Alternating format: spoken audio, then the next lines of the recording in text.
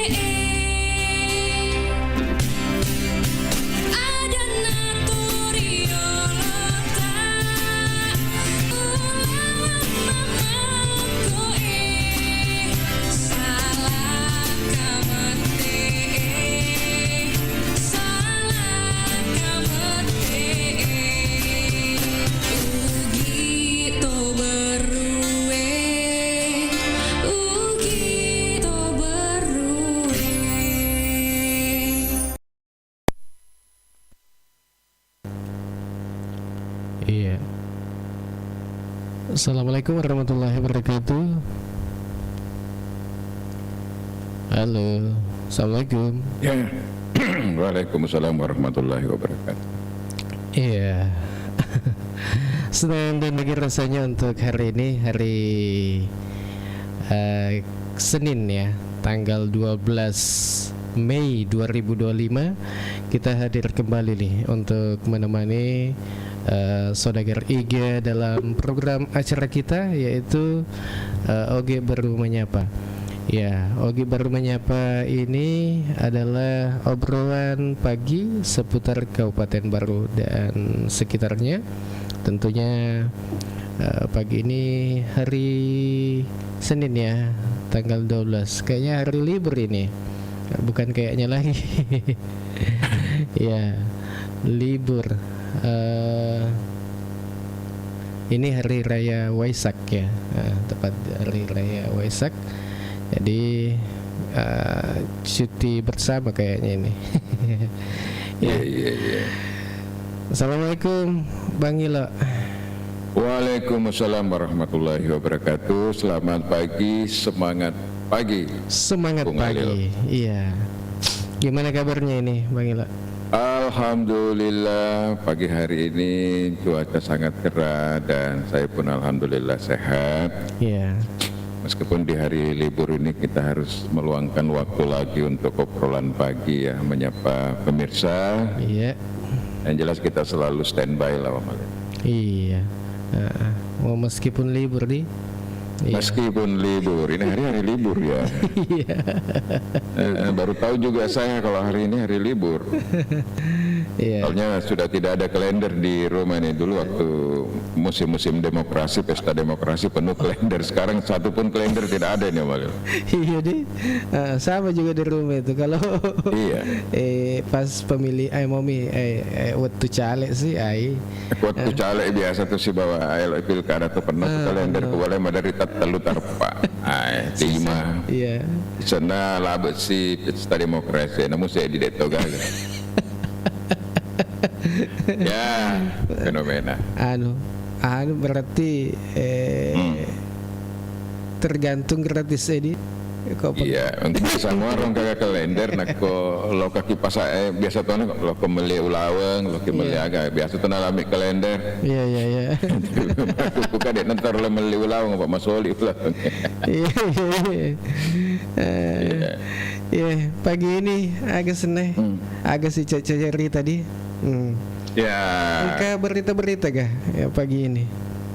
Pagi ini kan tema kita ini kan betulkah PDM baru menuju sakit setelah pernah sehat? Iya. Seperti itu kan.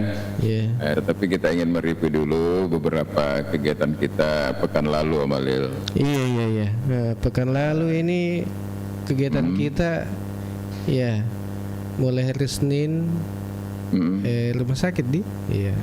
Ya, rumah sakit. Iya, kemudian sampah. Iya. Ya, jadi kemudian mobil dinas Mopnas. Iya, apa itu? Ya. Mobil dinas. Oh, iya. Mobil dinas bupati yang diberikan ke Pak Wakil. Iya. Mobil Alphard itu ya. Iya.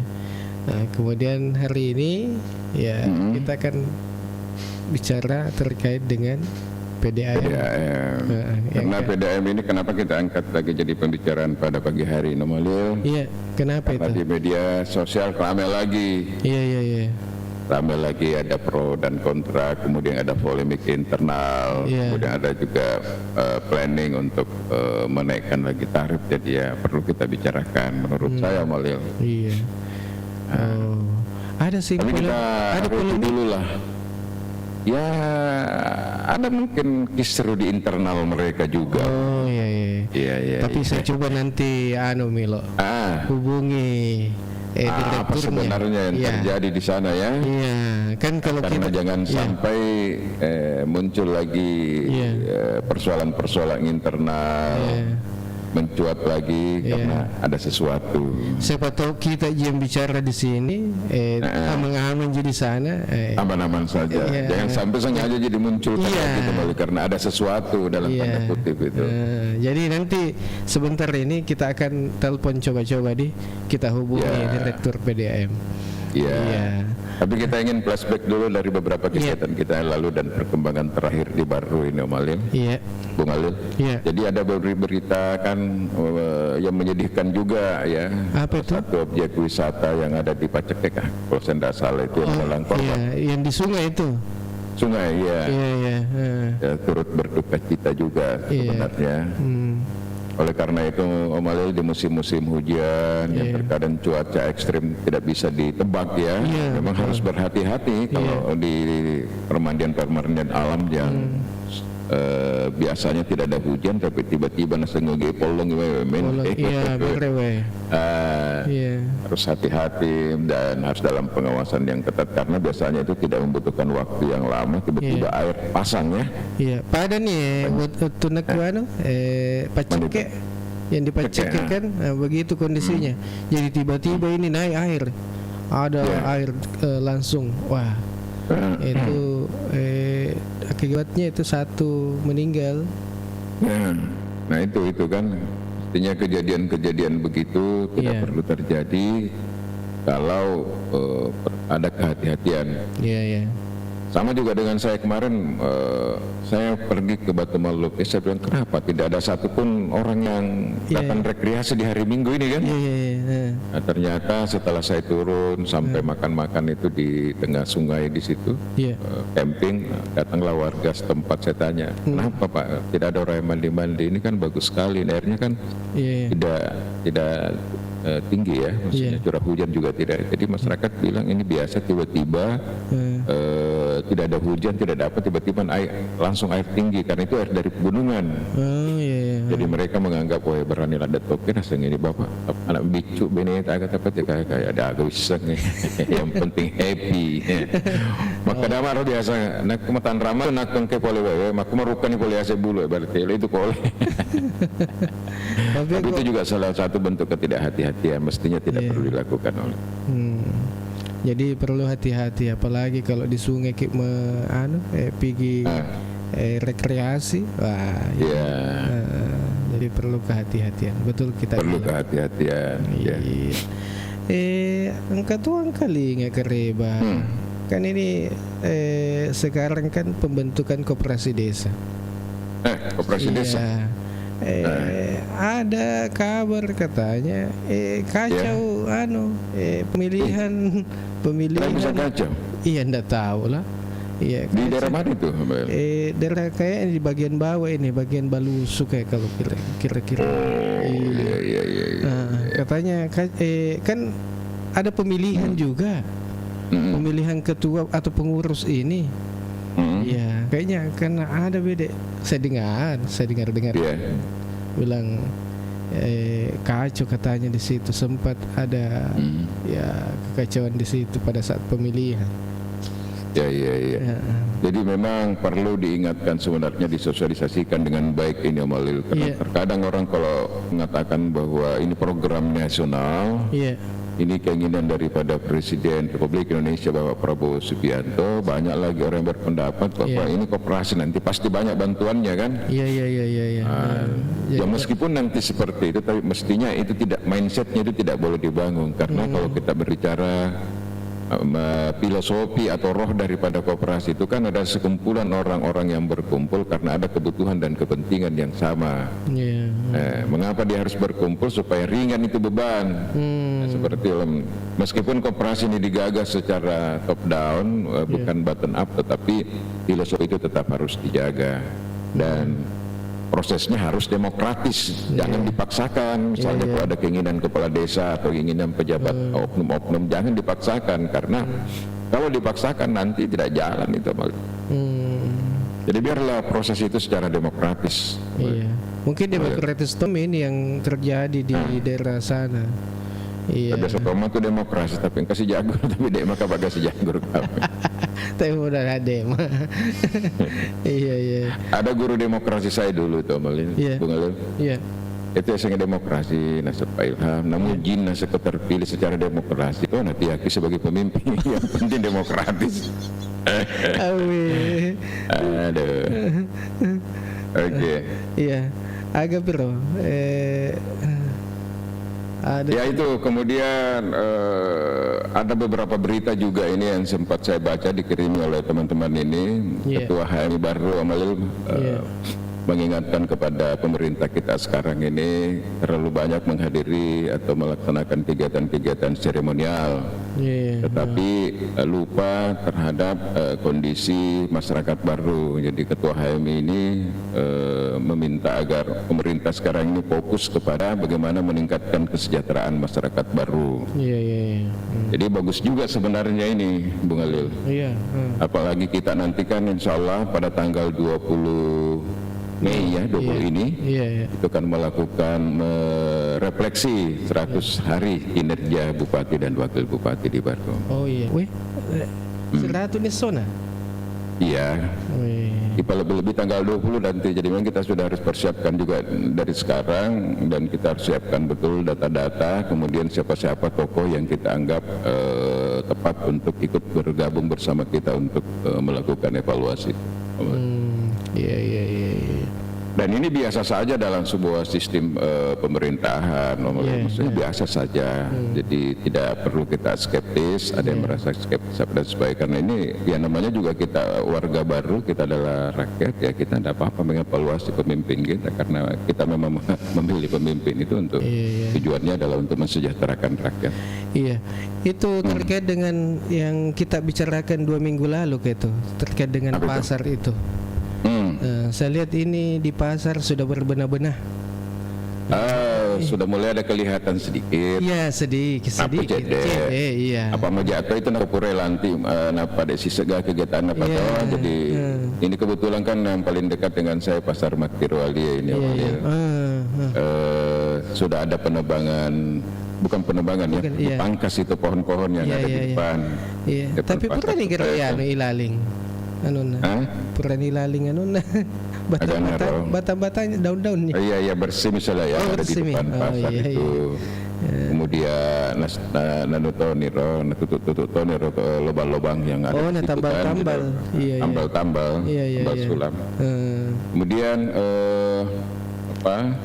saya lihat juga di pernah juga sosialisasi.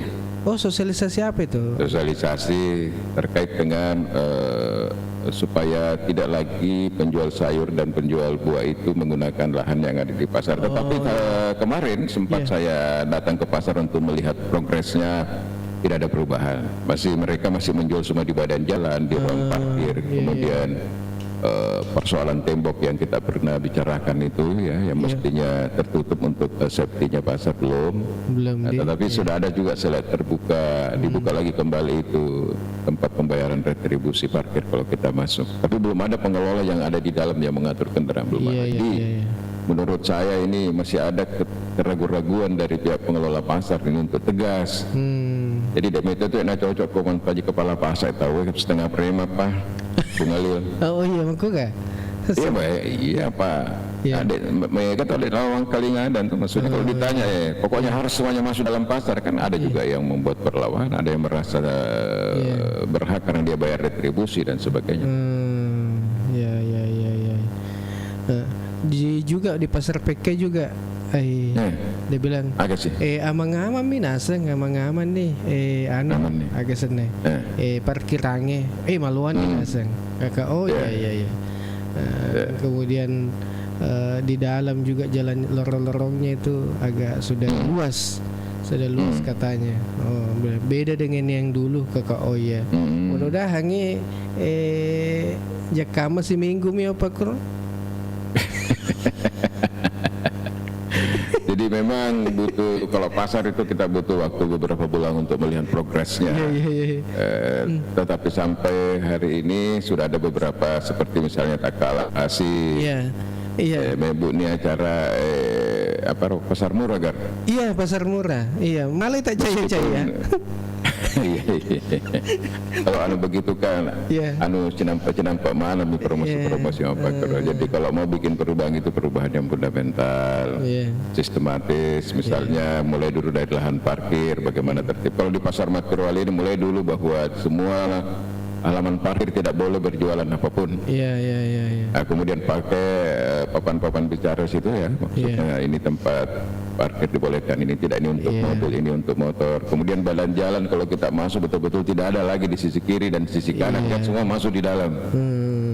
Sampai sekarang ini belum terjadi. Jadi saya menganggap bahwa belum ada masih 0,sekian% lah perubahan. Iya. Tapi mudah-mudahan bisa lebih baik nantinya yang kita harapkan mudah-mudahan. Ya mudah-mudahan itu yang selalu saya katakan tadi Om Alil, bahwa sebenarnya itu kalau pengelola pasar itu cari orang yang tidak punya konflik of interest. Konfliknya dia. Apa aja pantaji kepala pasar pak politik ke pantaji kepala pasar dua pikiran lah elok tegas pikir itu matu dia pilih gimana kepentingan ada kepentingan, ada konflik of interest sama mau caleg nanti misalnya atau ada kepentingan 2029. Jadi yang dicari lah orang yang betul-betul independen, yang dia tidak punya kepentingan politik, tapi betul ingin melihat pasar itu menjadi maju. Agak pira engkat kita angkat kita uni. Tapi kita berterima kasih lah Malil, sepertinya suara kita didengar di obrolan ini karena langsung direspon kan pasar material dia mulai berbenah dan bahasa-bahasa wakil bupati itu hampir kita sampaikan di obrolan ini, seperti itulah harapan-harapannya. Iya. Ada juga rame-rame tuh kemarin hari Minggu di alun-alun. Alun-alun ya. Iya. Agak acara Car Free Day. Oh ya, itu kan pernah kita kan pernah obrolkan tentang alun-alun. Bagaimana alun-alun ke depan ini memiliki multifungsi, bukan hanya untuk tempat olahraga, jogging track, kemudian kegiatan-kegiatan event karena ada panggung utama yang telah dibangun oleh pemerintah sebelumnya. Kemudian ada beberapa fasilitas olahraga, kemudian ada kuliner-kuliner yang ada di dalam.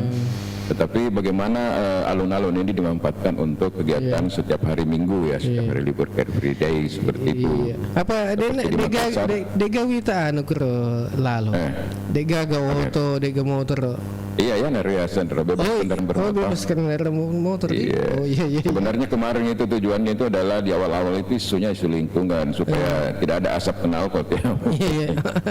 Coba kalau kita di Jakarta kita nginap di mes Pemda Baru. Iya. Setiap hari Minggu kan kita punya waktu untuk bisa jalan-jalan karena aneka kuliner yang ada di situ. Kita juga bisa menyaksikan warga-warga Jakarta yang berolahraga, ada yang jalan kaki, ada yang naik sepeda. Itu kan bagus sebenarnya Malil. Iya. Karena kesempatan juga baik buat pengusaha pedagang-pedagang kuliner untuk menjajakan jualan-jualannya. Iya. Oke. Ada tadi teman siapa ini? Korpu Tegar yang kasih hadiah tadi itu tadi Pak. Iya, terima kasih ya. Terima kasih banyak. Ini bagus juga pemandangan depan mes Pemda. Ini dari siapa nih? Tidak namanya. Astagfirullah. Mes Pemda yang di mana nih? Di Jakarta barangkali? Iya, Jakarta Kapang. Iya.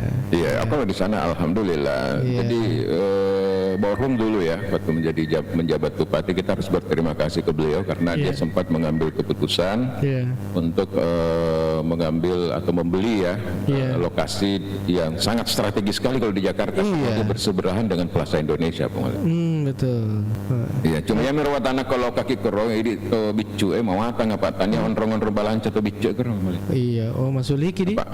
Iya, Plaza Indonesia wajib kosmi agak tak juta-juta. Wah tata Bukan tempat kita sebenarnya situ, tapi sangat strategis sekali. Strategis sekali ya. Harus diakui itu. Kemudian astagfirullah bagus katanya untuk cuci mata ya betul. Di Plaza Indonesia semua di situ kan. Ya, selamat pagi untuk ada sedikit yang agak middle ke bawah itu Tamrin City. Iya. Oh ya, yang Tamrin City. Itu ada beda bahas itu ada di Tamrin City. Ya, kami kasih diturunin kalau ke Jakarta ya kontraktor lo ke Plaza Indonesia. Apa dikasih itu itu Tamrin City. Atau di situ lo Tanah Abang. Sari Banong, Sari. Assalamualaikum, selamat pagi baruku. Oke, selamat pagi. Iya, Sari Banong ini orang Kamara, onrona pangen aku kuno itu. Oh iya. Iya. Tapi tinggal di Kalimantan. Iya. Oke. Pagi ini kita lanjut Omilo. Pembahasan hangat kita. Ya, jadi masih ada yang belum kita review tadi ya. Pasar sudah mulai ada perubahan, meskipun masih 0,sekian% yang substansinya belum. Kemudian alun-alun sudah mulai ada program pemerintah daerah untuk Car Free Day, misalnya setiap hari Minggu.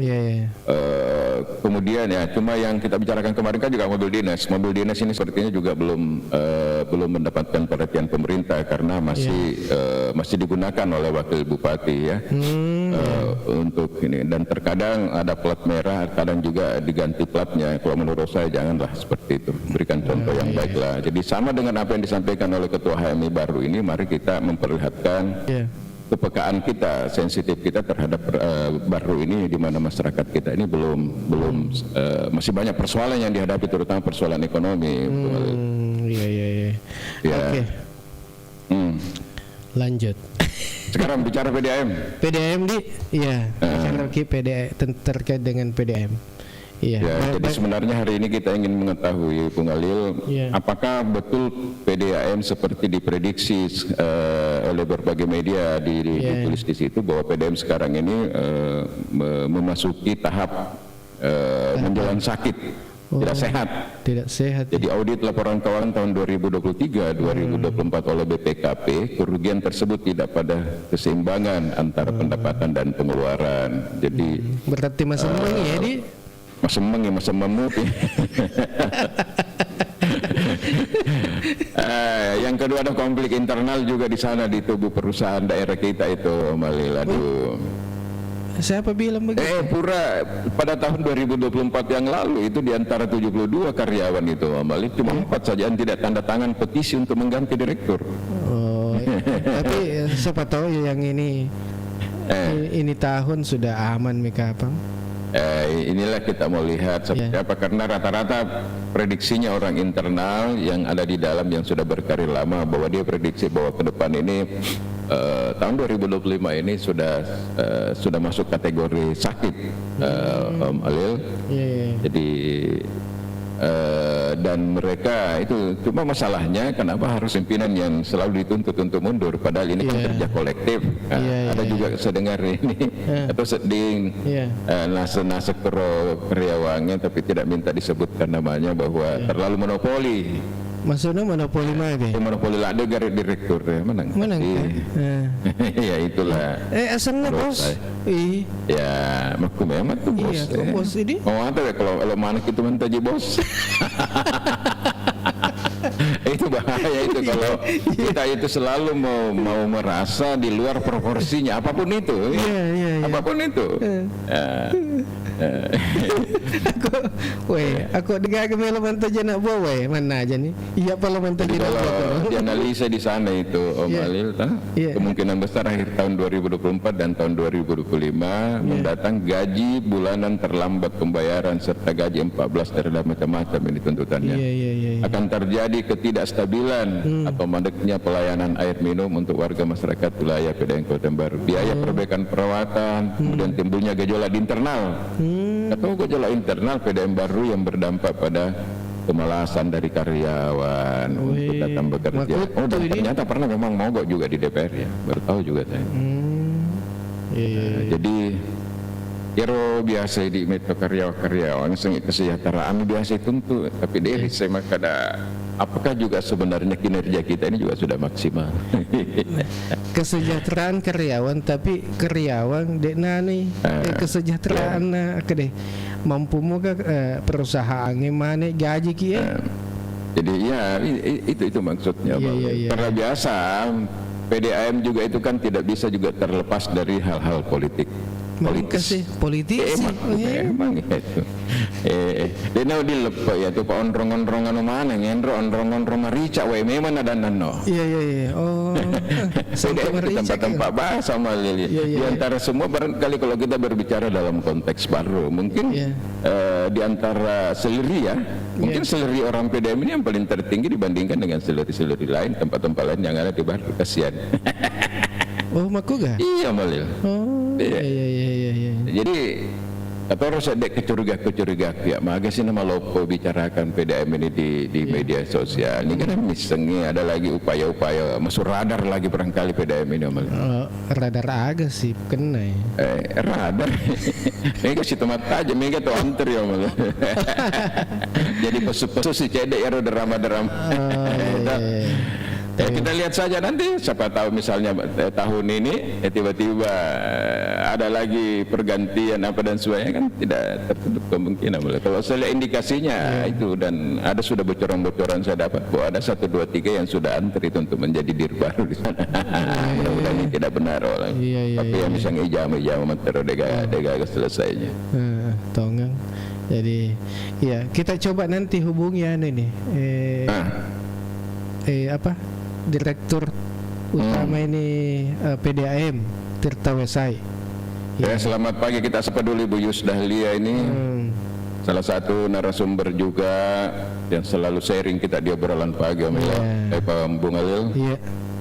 Terus suasana kelembagaan produk air bersih yang sampai ke pelanggan juga jenuh. Oh iya. Maksudnya kerutone udah kerut suasana ko kada emang ko kerute suasana itu enak ko manajemennya biasa nangkan katona nang kali kada sangilo isul itu pedek nanti gagal jaji jama-jama. Mak Jawa kita nasa untuk berhasil kemana tetap untuk kisul. Iya. Alhamdulillah. Sekarang ini kita terhubung dengan Direktur PDAM Tirta Wesai. Iya. Oke. Iya. Silakan. Assalamualaikum. Waalaikumsalam warahmatullahi wabarakatuh. Apa kabar Bang Ilo? Alhamdulillah Pak Dir, baik-baik saudaraku ya. Iya. Di mana ini? Mohon maaf ini Pak Dirut mengganggu waktu tak. Ya sebenarnya ini hari libur tapi kita mengganggu ini karena di hari libur kita telepon kita mengganggu ini. Iya. Ini Bang Ilo. Ya kita ingin mengetahui kondisi yang sebenarnya yang ada di dalam ini Pak Dir ini apa sebenarnya sampai mencuat lagi ini PDAM di media sosial. Kalau kita ini berpikir jangan sampai mencuat ini karena ada lagi radar-radar apa ya terhadap PDAM ini. Tapi cobalah dulu Pak Dir menyampaikan dulu progres yang ada yang sebenarnya apa sih sebenarnya selain progres dari segi bisnisnya mungkin juga kenapa bisa ada konflik-konflik internal. Silakan. Iya. Ya, terima kasih Bang Ilo. Bang Halil. Saya alhamdulillah masih di rumah nih. Saya siap-siap harus ke arena Mubeslup jika SMP Negeri Mangkoso. Oh iya. Kemarin saya minta waktu sebenarnya sama Bang Halil karena saya panitia pengarah. Mungkin jam 8 sudah saya harus di sana. Apa-apa untuk melayani. Tiga radio dan saya kira seluruh masyarakat baru. Saya kira apa yang terjadi di Perumda Air Minum TWC Baru, saya kira itu sebuah dinamika organisasi dan menurut saya itu manusiawi dan saya kira ya selaku pimpinan kan tentu sudah harus hadapi dengan baik dan benar. Jadi, dan dari awal saya ikuti program ini dan saya banyak mendengar. Cuma memang posisinya saya dengan Bang Ilo kan tertukar sekarang. Bang Ilo ini kan dulu kan bagian dari penguasa, sekarang di luar penguasa. Saya sekarang masuk di bagian penguasa dan Bang Ilo di luar. Saya kira bagus. Program ini bagus untuk menjadi masukan pemerintah daerah. PDAM meskipun bukan pemerintah OPD, tetapi bagian dari pemerintah daerah. Kita BUMD Air ini kan pemiliknya, pemilik tunggalnya kan pemerintah daerah, dalam ini kan bupati selaku KPM, kuasa pemilik modal. Selain organ itu ada KPM, ada Dewan Pengawas, ada direksi. Direksi ini kan jajarannya kan ada di bawah. Kebetulan kami punya struktur, ada kepala satuan pengawasan internal, ada kepala bagian administrasi keuangan, kepala bagian teknik, dan kepala bagian hubungan langganan. Jadi saya kira ini kan teman-teman membantu saya. Jadi jatuh bangunnya Perumda Air Minum TWC Baru kan tergantung dari semua bagian dari direksi itu. Nah betul. Ini yang harus kita aku ini. Direksi juga tidak bisa juga dipisahkan dari Dewan Pengawas. Begitu juga dari bupati selaku KPM. Olehnya itu kan kalau ada masalah tentu kan tanggung jawab yang paling tinggi tentunya operasional kan ada di direktur.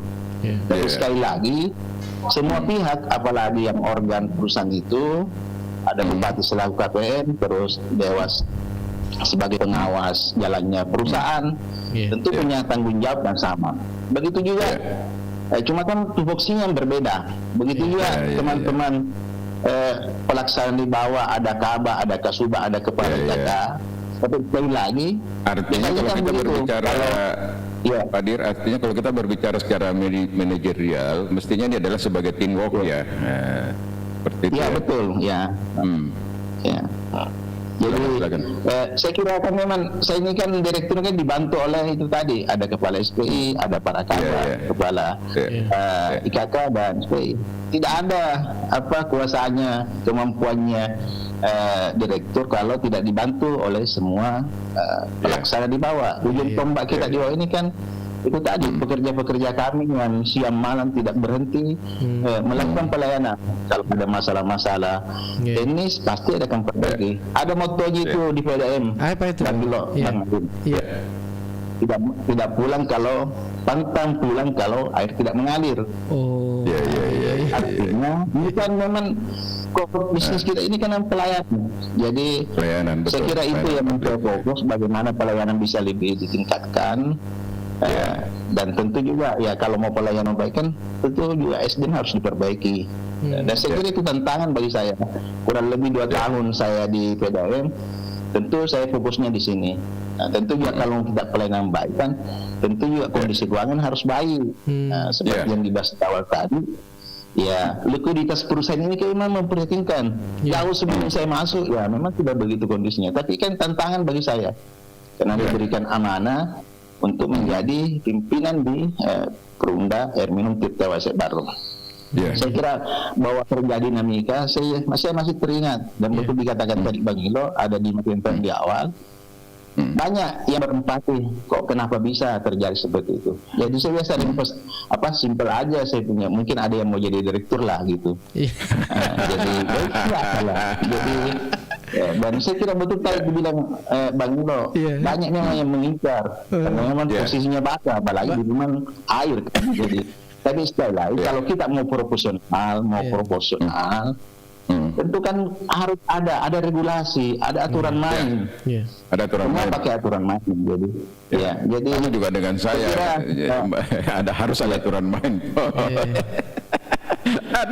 Ada regulasi yang mengatur. Ya, saya kira jelas semua aturannya. Yang namanya jabatan itu saya sudah sampaikan sama teman-teman. Dia mengikutan ini ini lagi kan gitu. Jadi sekarang ini kan anak-anak tidak bekerja saja personal. Tidak usah pikirkan itu apa yang terjadi di luar. Yang internal ini.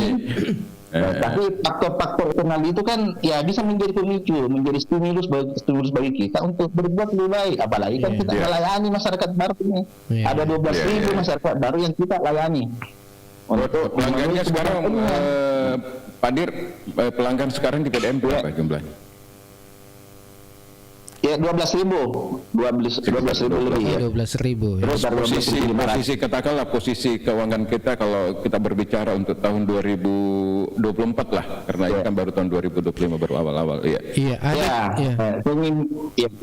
Tadi dibahas terkait kondisi keuangan memang.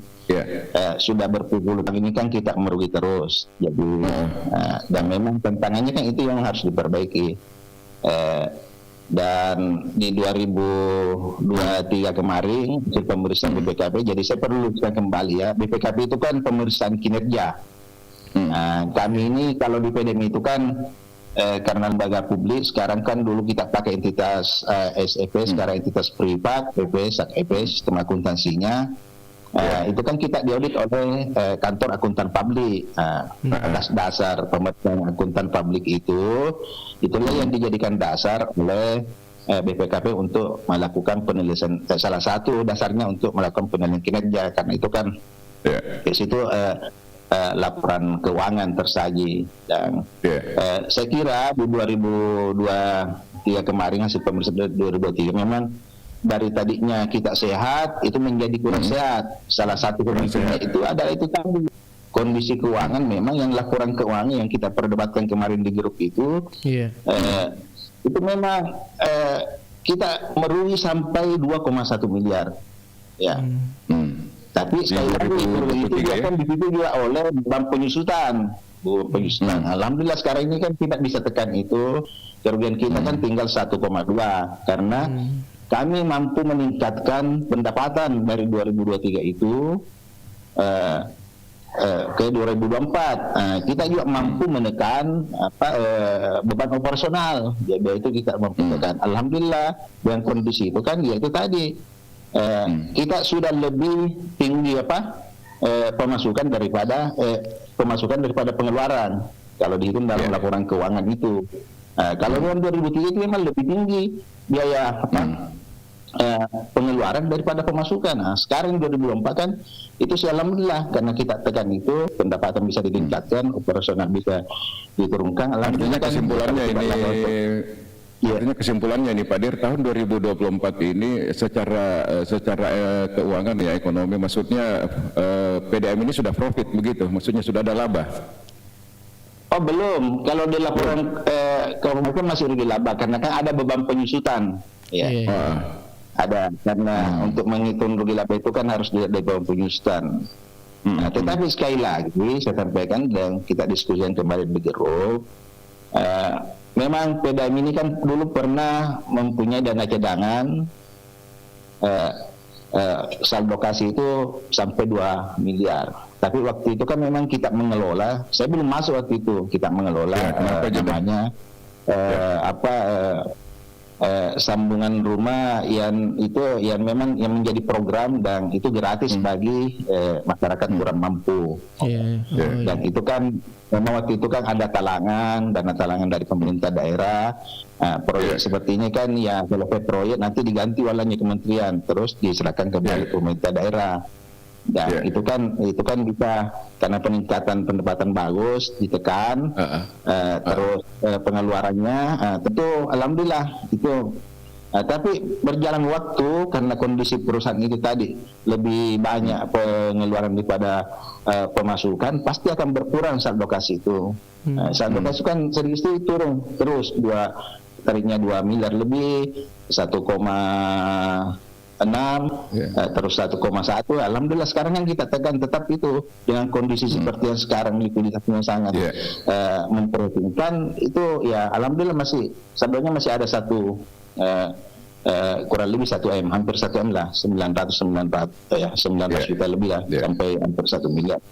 Ya, saya kira itu kondisinya. Jadi, saya kira menjadi tantangan kami untuk tentu mudah-mudahan dengan laporan keuangan yang sudah disampaikan oleh KP itu bisa menjadi perhatian dan atensinya BPKP supaya kita kembali sehat. Karena memang dulu kita sehat itu memang sedikit saja turun langsung kurang sehat. Kan ada 3 kategori, sehat, kurang sehat, tidak sehat. Nah, bahwa ada kondisi mengarah tidak sehat, ya bisa saja kalau kita tidak perbaiki.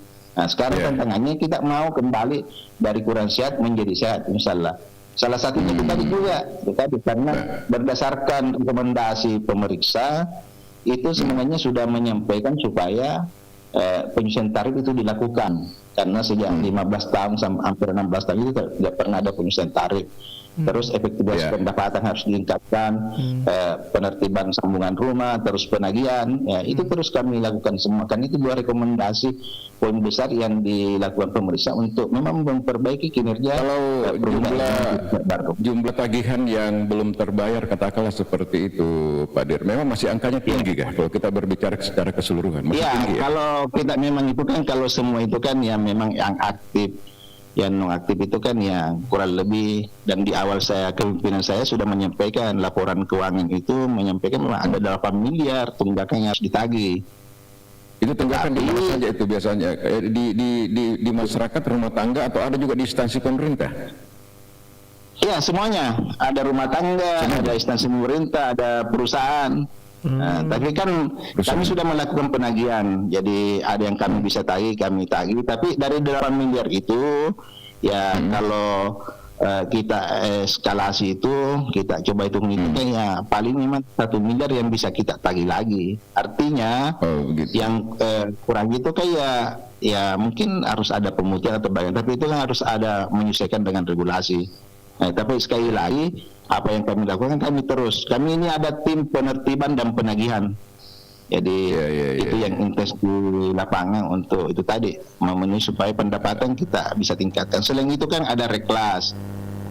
Tadinya mungkin dilihat tadinya ajak rumah tangga, terus baluk-balui pemanya, terus ada usahanya, ya kan kita tingkatkan menjadi niaga. Dari niaga tadinya baluk-baluk ternyata dia berproduksi, ya kan kita masuk ke kelas industri lagi. Lain juga tadi untuk rumah tangga ada kelas sosial. Ya saya kira intinya kan itu tadi, harapan kami tentu kan itu tadi, tentu kita mau semua sejahtera. Kita mau semua sejahtera, dan saya kira target itu banyak hak karyawan yang sampai hari ini belum bisa kita penuhi, Pak. Itu yang saya lihat juga mencuat itu sehingga muncul konflik internal ya kesejahteraan. Bekerjalah dulu ya, baru menuntut kesejahteraan. Jangan terlalu lama menuntut selalu kesejahteraan. Bagaimana mau kesejahteraan kalau perusahaan masih dalam keadaan sakit, belum stabil seperti itu. Tapi saya lihat memang pekerjaan rumahnya Pak Diri ini adalah bagaimana membangun teamwork ini, bagaimana suasana kerja menjadi kondusif sehingga semua instrumen yang ada di PDAM bisa bekerja. Cuma ya saya lihat ada indikasi memang ya sengaja juga mungkin dimunculkan lagi ini isu-isu karena mungkin tadi ada ya seperti yang saya katakan tadi bahwa bagaimanapun juga PDAM itu tidak bisa lepas dari hal-hal yang sifatnya politis ya. Karena ini saya dengar-dengar ini sudah bocor-bocor halus ini 1, 2, 3 yang menunggu di luar nih. Saya kira biasa itulah. Kita akan bekerja saja. Saya bersama tim terus bekerja. Alhamdulillah teman-teman juga tidak terpengaruh dengan adanya intrik-intrik person. Saya bilang person ya, satu dua orang yang memang yang modelnya memang seperti itu. Saya bilang ya karakter. Tapi kan kita ini pimpinan kan tidak boleh mematikan orang. Kita ini kan harus membina. Saya selalu sampaikan ya kita melakukanlah pembinaan tentu. Karena yang melakukan hal seperti itu kan ditonjol dulu ya. Jadi tapi saya kira itu bukan pembahasan yang penting saya kira. Ini hanya karena disinggung tadi di awal saya menjelaskan itu ya. Iya. Oke, kalau apakah memang ini kan selalu juga dipersoalkan terhadap gemuknya ini karyawan yang ada ini. Apakah juga memang mempengaruhi terhadap visibility tadi ini? Artinya terlalu besar operasional rutin yang harus dikeluarkan untuk gaji atau bagaimana memang posisinya itu? Kalau rasio karyawan dengan pelanggan itu belum maksudnya belum melampaui aturan yang ada, itu masih normal. Masih aman-aman sekarang saja kita punya karyawan kan 73, tapi itu sudah hampir melampaui rasio dari regulasi yang ada. 15 itu pegawai tidak tetap. Jadi sebelum saya masuk itu kan tiba-tiba banyak pegawai tidak tetap yang direkrut kan. Kalau pegawai tetap sekarang kita ingin hanya 58, jadi 59 dengan direktur. Jadi dan itu kan saya kira hak dan kewajibannya kan sama. Cuma memang ada yang berbeda karena namanya satu pegawai tetap, satu pegawai tidak tetap. Jadi terus yang bermasalah sekarang ini ya. Biasa bermasalah sekarang ini kan itu tadi. Karena sistem akuntansi kan dari SAK-ETAP menjadi SAK-EV, entitas privat, itu kan kelihatan itu belanja pegawai melebihi dari aturan yang ada 40%. Makanya salah satu cara untuk supaya tidak melampaui regulasi yang ada, peningkatan pendapatan harus kita lakukan. Karena kalau tidak pasti kelihatan menjadi temuan nanti dari pemeriksa. Menjadi temuan dan pelanggaran, betul. Ya, salah satunya concern utama kita itu tadi pensiun tarif, karena sudah 2 tahun kita bahas ini, malah sebelum saya masuk teman-teman sebenarnya sudah mengusulkan itu. Kemarin ada pendampingannya Ewas Tangguh, ya kita lakukan itu dan prosesnya di Bupati sebelumnya saya kira berjalan setelah pilkada, setelah pilkada padatnya belum disesuaikan. Tentu kan PR-nya bagi kita semua. Itu tadi apalagi sudah ada rekomendasinya DPR, karena kemarin kan tahapannya itu kan dari awalnya 2 tahap, kita suruh dirubah menjadi 3 tahap, tapi karena belum tanda tangan ada rekomendasi DPRD ya untuk cukup 1 tahapan. Sekarang ini kami sementara menyusun untuk 1 tahapan itu untuk mendapatkan persetujuan Dewas. Setelah ada persetujuan Dewas nanti kami konsultasi kembali dengan Bupati selaku KPM. Itu sekarang dulu kan ada 3 Dewas kalau saya tidak salah di sekarang tinggal 1 ya, betul itu informasinya? Betul ya. Jadi yang 1 ini harus representasi pemerintah ya? Ya itu kan menjadi temuan pemeriksa dulu waktu itu karena harus menyesuaikan dengan jumlah direksi. Karena regulasinya kan ya kelas kita ini kan ya kelas kecil. Jadi kita hanya 1 direksi ya. Jumlah dewas itu menyesuaikan dengan jumlah direksi. Ya. Pak San, bisa digambarkan dulu karena tahun lalu itu saya sempat memberikan training service excellence dan outbound untuk PDAM Maros. Saya bawa waktu itu di di Takalar ya.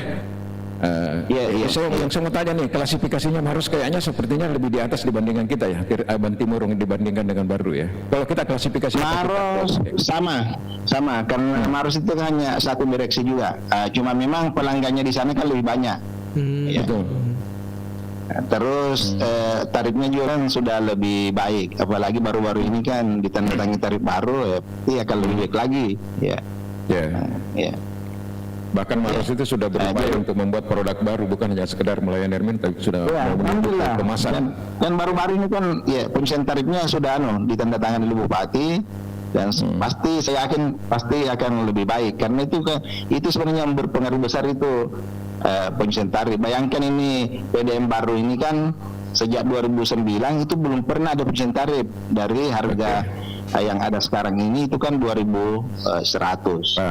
Cuma supaya tidak terjadi lagi resistensi yang terlalu besar di masyarakat, ada efek kaget begitu yang memang harus FDP harus hearingnya dengan masyarakat ini harus bagus sosialisasinya ya, bukan hanya pada saat disetujui. Ini nanti berarti harus ada perubahan perda ya.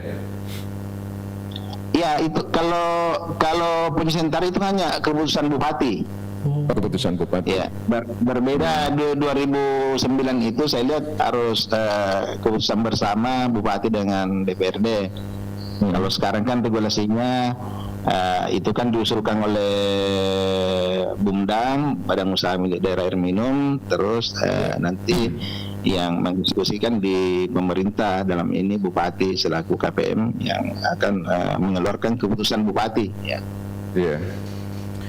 Iya. Ada komentar ini, Milo. Kita bacakan dulu ini. Kalau keuntungan kejar keuntungan, bila orientasi sosial tingkatkan pelayanan, Pak Dir, dengan harga terjangkau. Apa ini? Iya.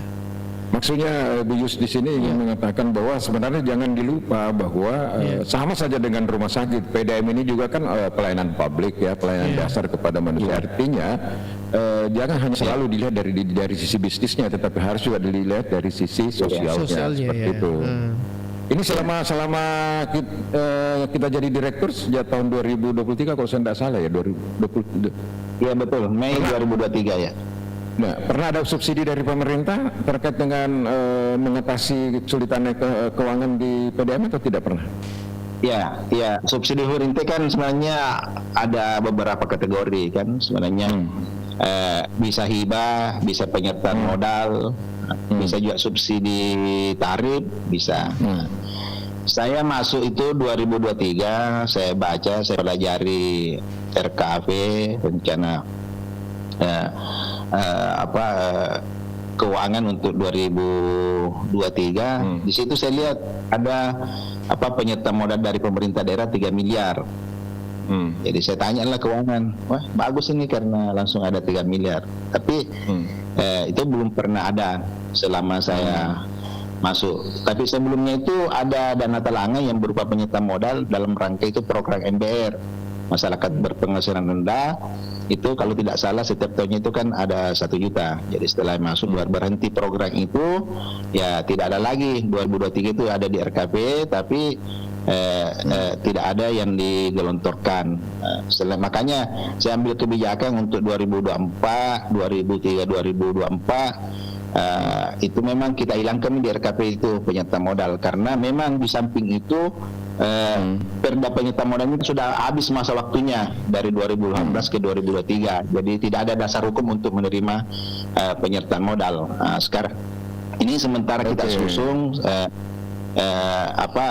keuangan bagian hukum, bagian perekonomian itu sudah menyiapkan perdanya.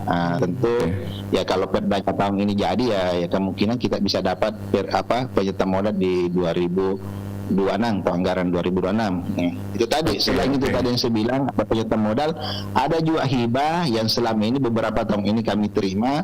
Itu ada programnya pemerintah lewat instansi teknis PUTR Deperkim.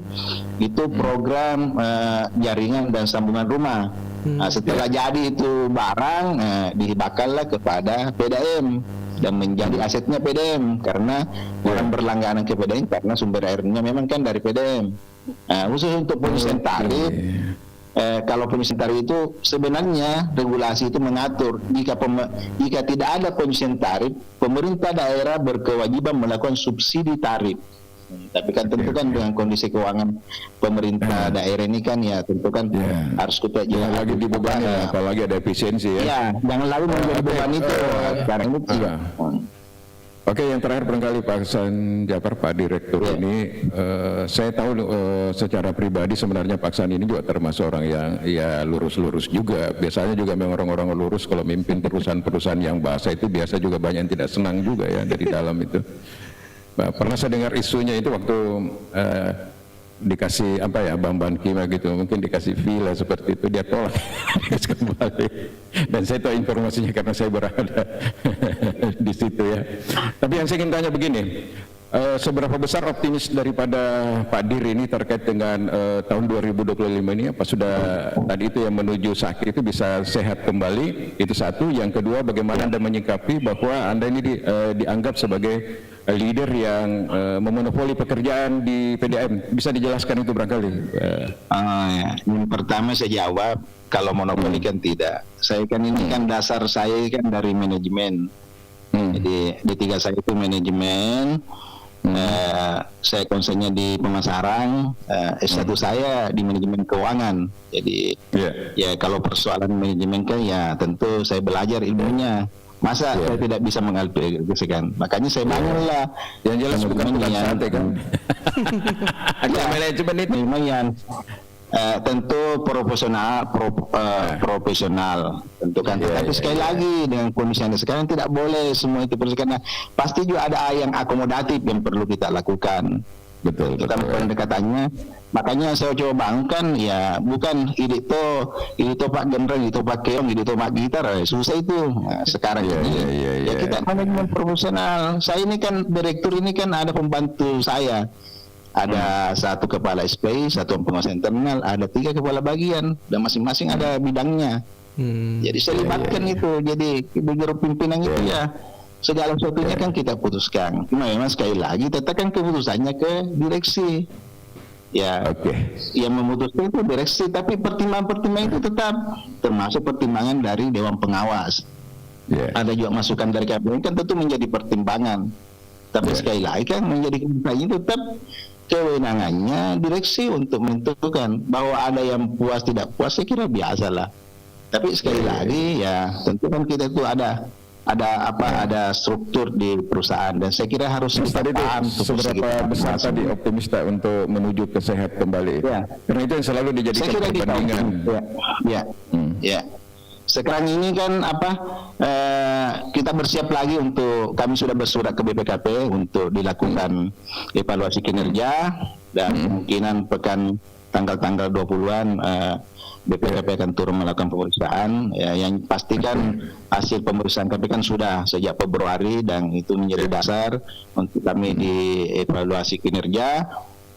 Tentu harapan kami sekarang statusnya kan sedikit turun dari tadi sehat menjadi kurang sehat. Bukan sakit ya. Bisa kembali sehat lagi ya. Kan bisa saja sakit ya. Tapi kondisi keuangan itu kan bisa sangat mempengaruhi. Kita optimis supaya kita kan belum melakukan intervensi terlalu jauh ini, kita lihat perkembangannya dengan laporan. Usahakan sehat lah Pak Dir, karena kalau sakit itu ya semakin banyak tusukan baik dari dalam maupun di luar, apalagi saya dengar ini. Betul. Makanya harus kembali sehat. Ya, kita ada yang dari dalam saja turunnya ke 0,18 ya, 0,018. Memang ini dari dalam dan dari luar bisa naik itu ya. Jadi memang serangannya dari dalam dan dari luar ini. Jadi memang ya disitulah dinamikanya seninya di dalam memimpin sebuah perusahaan seperti PDAM yang memang konflik of interestnya juga sangat tinggi sekali di situ ya, apalagi tidak bisa terlepas dari hal-hal yang sifatnya politis ya. Oke, terakhir ada yang mau disampaikan barangkali sebelum kita tutup ini? Ya, saya kira memang kami butuh masukan dari semua pihak dan tentu kami di internal PDAM kan ada organ perusahaan tadi, ada bupati selaku KPM, terus ada dewan pengawas, ada direksi. Direksi ini bekerja bersama timnya. Tentu kami berharap ya ada dukungan dari semua pihak, terutama kepada pelanggan. Pelanggan itu adalah raja, tetapi tentu harapan kami kan sebenarnya kami berharap ya bayar ke rekening tak tepat waktu supaya kan tidak menjadi soal di belakang hari. Dan ini kan membantu kalau bagus pemasukan ya, meskipun penyusunan tarif, kenaikan tarif ini belum ada, tetapi kalau rajin ini pelanggan membayar rekening airnya, insya Allah akan membantu aktivitas pendapatan kami. Tentu juga tadi kan kita tidak mau memutus sementara hubungan dengan pelanggan, tidak mau kita kasih keluar. Tapi itu kan upaya kami supaya pelanggan ini membantu kami supaya betul-betul likuiditas perusahaan ini bisa lebih baik, dan tadi kita bisa semakin sehat, baik dari segi pengelolaan keuangan, kinerja, semuanya bisa sehat insya Allah. Oke. Makasih banyak ini atas kesempatannya. Ya, mudah-mudahan saja Om, kita berharap memberi support ya kepada PDAM saya baru ini. Mudah-mudahan dari hasil temuan atau hasil audit BPKP ini bisa kembali lagi sehat ya di tahun 2025. Amin ya rabbal alamin. Kemudian teman-teman juga yang ada di sana sebagai karyawan, fokus saja dulu untuk bekerja sebagai tim, tidak usah dulu terlalu berpikir. ini media juga kalau saya lihat di sini angle-angle-nya terakhir itu endingnya itu ganti pimpinan, tidak semua seperti itu ya. Tapi kita lihat saja lah seperti apa, karena ini juga sangat kita ingin melihat bagaimana lagi mengukur leadership ke depan ini, apakah seperti itu atau tetap mematuhi yang namanya regulasi-regulasi yang ada ya. Oke, terima kasih banyak sudah bergabung. Terima kasih. Ya, mudah-mudahan nanti pejabat-pejabat yang lain kalau kita juga undang untuk memberikan konfirmasi juga bersedia mengalir. Iya, sama ini. Mobil dinas misalnya, bupati ya mestinya harus ada. Beliau kan dipresiukan sebagai orang yang cerdas, saya mestinya harus masuk di sini lah. Iya. Oke, terima kasih Pak Dir, sukses. Terima kasih Bang Ilo, Bang Alin. Ya, sama-sama. Sehat-sehat Ki. Oke. Itu tadi Bang Ilo. Sudah kita kan jelas betul kalau begitu. Sudah kita tidak apa lagi bilang mapakui apa yang makapakapang. Kalau ada jawaban begitu dari pihak PDAM kan sudah. Jadi pihak manajemen, pihak direktur PDAM sendiri menyadari bahwa ada upaya-upaya itu yang nunggu yang antri. Cuma tadi dia bersandar bahwa kita mengacu saja pada regulasi karena semua ada aturannya kan. Mungkin masa jabatannya juga masih beberapa tahun begitu ya, tunggu aja. Yang penting ada zaman nih lo aja pikir. Jadi kalau saya dulu memberikan lembaga kami kan konsen di pelatihan service excellent, Bung Ali. Jadi kayak PDM Parepare itu 1 kali dalam 1 tahun kami bikin pelatihan service excellent dan outbound. Di situ kami ingin membangun team building, teamwork daripada PDM itu supaya tidak ada faksi-faksi, karena di perusahaan-perusahaan daerah seperti PDAM itu banyak faksi-faksi. Jadi misalnya ada kalau di Parepare itu misalnya kelompoknya anaknya Pak Asam Sualang waktu dia menjadi wali kota. Kan banyak titipan-titipan di situ jadi pegawai. Kemudian kelompoknya lagi misalnya Pak TP juga ada, dan begitu ada faksi-faksi.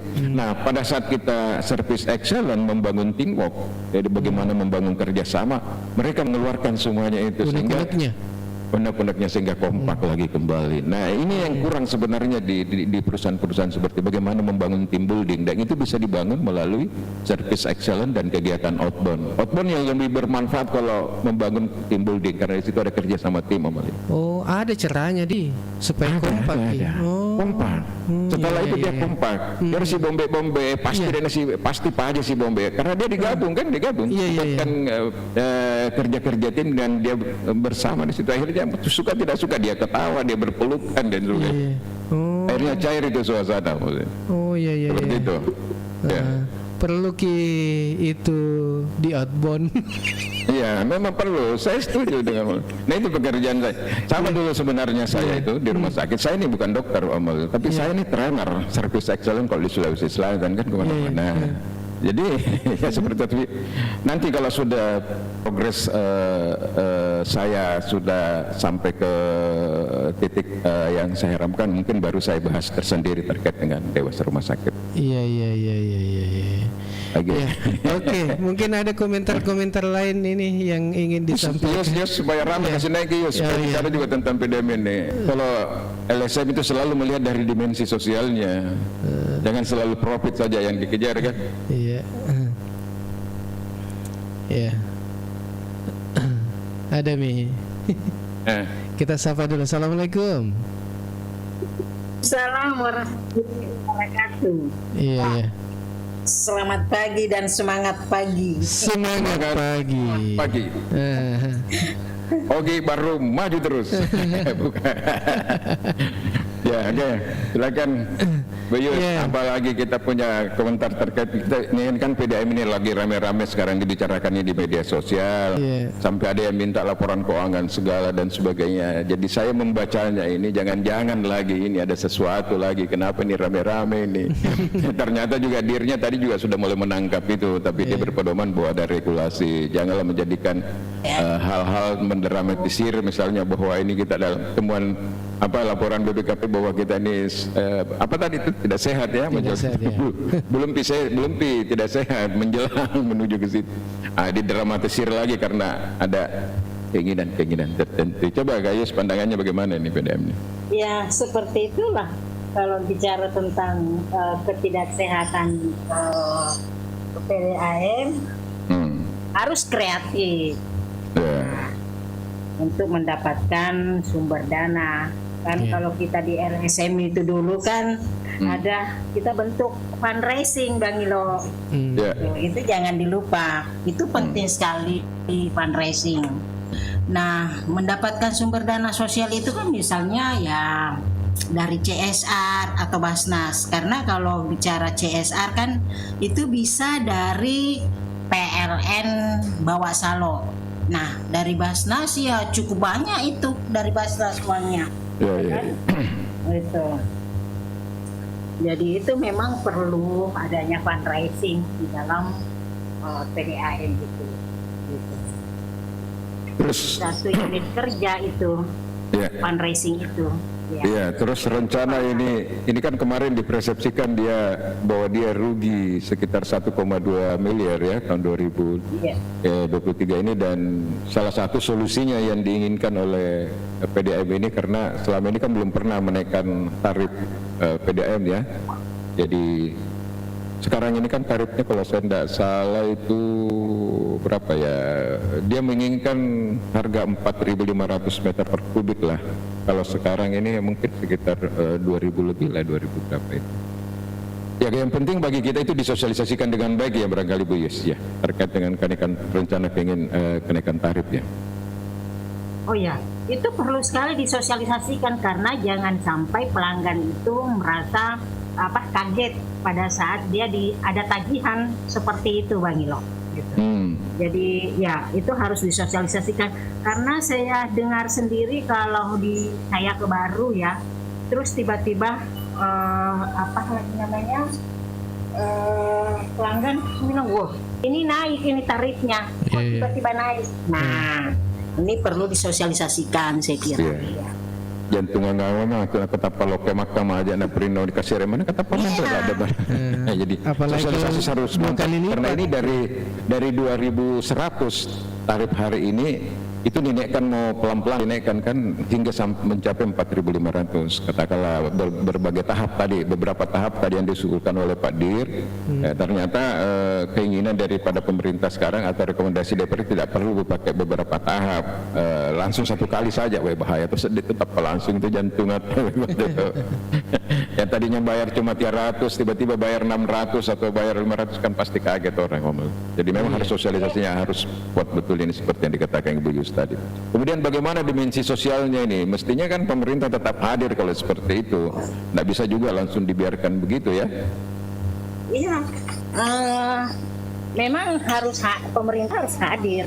Jangan sampai ada polemik-polemik yang berkembang di luar. Kan sekarang sudah berkembang kan, bahwa itu PDAM tidak sehat lah, apa segala seperti itu.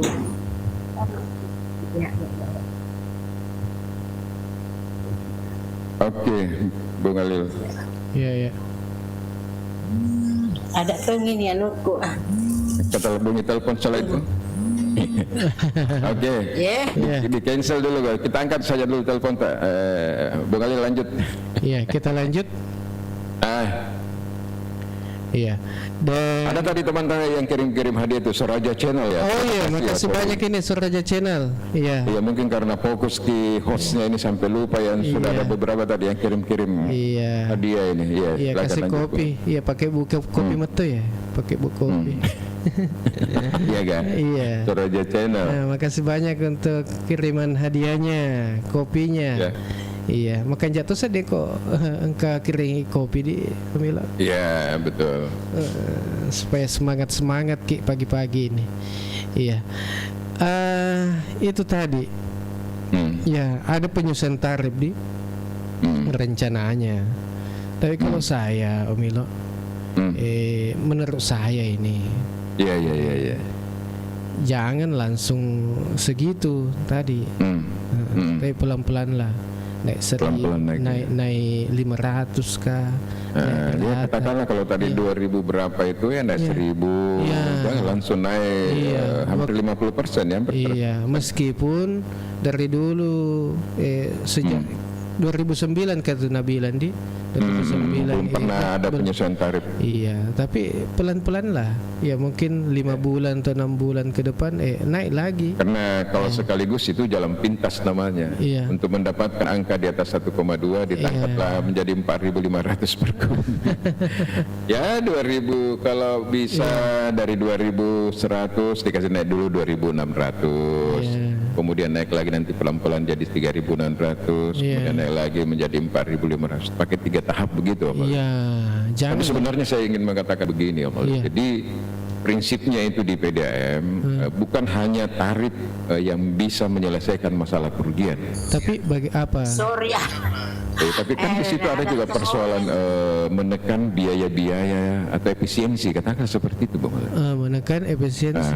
Makanya saya tanya tadi bagaimana terkait dengan jumlah belanja wajib kita misalnya terhadap karyawan. Iya. Katanya sudah mendekati rasio yang dimungkinkan. Kan tidak bisa juga dipungkiri itu PDAM itu sama di Makassar dimanapun banyak yang kolem karena memang terlalu banyak karyawan, terlalu banyak tidak sejalan atau paralel dengan kinerja gitu malah.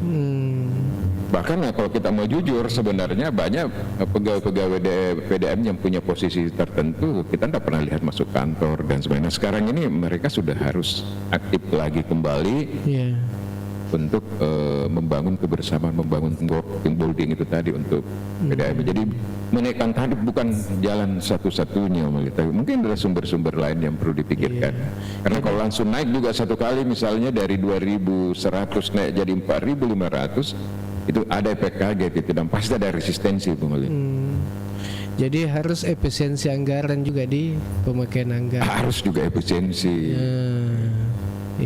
Kemudian penagihan juga harus dimaksimalkan. Iya. Kan masih ada sumber-sumber yang bisa didapatkan lewat tagihan, Tapi ya dimaksimalkan saja, apalagi kalau tagihannya ke pemerintah. Saya tadi mau tanya sebenarnya pemerintah kalau OPD yang mana yang paling bandel di sini? Iya, gawat itu kalau pemerintahan yang tidak bisa ditagih. Itu dari itu tuh bahaya Ibu Dahlian aku idik marasap kunana idik na perhatikannya mahkamah. Iya, makanya katanya ini. Makanya saya pakai sumur Ome, baca tuh komentar-komentar. Iya dari ini Alma. Iya. Oh pakai sumur dari kita Alma di. Makanya saya pakai sumur bor di katanya Om. Untuk menghindari tagihan-tagihan. Jadi ini juga memang tantangannya juga sebenarnya PDAM ini dari segi manajemen ini terutama marketingnya ini bagaimana meningkatkan jumlah pelanggan, bagaimana memberikan kesadaran kepada masyarakat bahwa air PDAM dengan air yang kita konsumsi itu beda dari sisi higienis sehatnya, ya kan? Kalau dari PDAM itu kan sudah ada kaforit, sudah ada bahan-bahan kimia yang lain yang memang untuk menjernihkan dan mematikan bakteri-bakteri. Nah kalau air yang langsung dari sumur bor ya mungkin perlu kita masak. Ini perlu sosialisasi memang Bu Malil. Termasuk yang disampaikan tadi oleh Ibu Yusti itu bahwa ada lembaga-lembaga internasional juga sebenarnya concern terhadap seperti ini di air ya. Mungkin saja bisa, tapi harus kreatif. Iya. Betul. Oh, jadi beda itu kalau sumber bor dipakai dengan PDAM di RPDAM. Beda rasa, Bung. Tapi biasa kalau Omilo aku bosi beda deh. Desa ada. Mager loh. Jangankan kalau hujan, kalau hujan saja air PDAM itu keruh. Apa nih? Saya kalau turun ke Baru itu saya lihat kenapa ini keruh sekali ini air PDAM. Lebih gawat lagi sudah keruh, tapi itu mati-mati. Terkadang itu hanya sampai jam 12 itu sudah mati. Nanti jam 5 sore baru lagi mengalir. Ini kan pelanggan juga dirugikan di sini. Nah, saya sudah bilang ini PDAM baru, dia pakai apa? Masih pakai kaporit kah, tawas kah, atau sudah pakai chemical gitu? Kan ada sekarang itu chemical yang cairan itu. Iya. Seperti itu barangkali pakai. Kan ada di Baru itu pengusaha yang menyediakan seperti itu dan menjadi pelanggan dari beberapa PDAM yang ada di Siaung. Oh iya. Iya. Oh iya itu ya perusahaannya anggota dewan itu ya. Iya betul. Kan kalau saya lebih mengusulkan Kokogulan itu yang dari organik gitu, unggulan itu. Ya itu lebih bagus sebenarnya karena kan ya kita mengkonsumsi walaupun misalnya habis di masak tapi kan bukan organik yang kita konsumsi seperti itu. Iya. Jadi memang kalau lihat dari sisi pelanggannya juga tadi baru sekitar 12.000. Kalau kita berbicara rasio jumlah penduduk itu masih sangat kecil sekali sebenarnya, Bung Ali. Megang mau panas malah sumur bor. Ini Muhammad Salman ini. Biasa mau mandi hilang air PDAM. Wah.